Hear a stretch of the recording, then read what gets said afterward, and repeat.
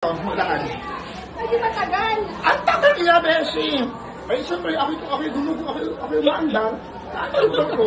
Pag preno ko, sakasang na ako na. Diba? So, pag tigil ko, tatuba na ako. Kasi yung... abot ko na siya. Kasi, ano ka sa di ba? So, hindi ko siya pwede maiwasan. Hindi naman ako pwede makasunod agad dito sa kanila.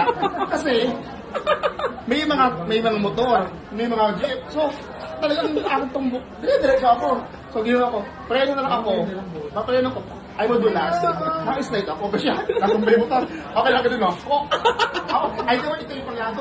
Nagamit ko. So, ano ko sabi? Dito ako. Hindi ako nakatayo. Okay lang yun. Hindi ako nakatayo. Nagkako. Sabi ng mga, yung akin nakatayo. Teka lang, sir, tutulungan kita. Yung ay sabi ko, sa utak ko, sige kuya, buti mo yung motor ko. Kasi parang sabi ko lang, kaya kong bahala, parang gano'n na akin. Nako. Ito na yun na. Ayaw lalaki na kamubad. Parang may ano ng vulcanizing.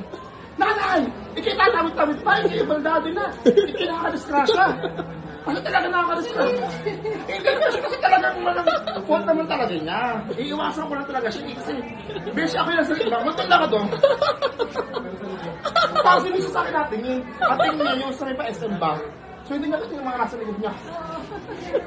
Ganyan. Tapos, narealize ko kagabi, sabi ni Mong Adamos, baka na-is kami yun. Eh baka nga, kasi pag tayo ko, abay na sabi ng pagta na agad. Eh, amagat, ganito mo din naman nakatayo. Ang bilis naman.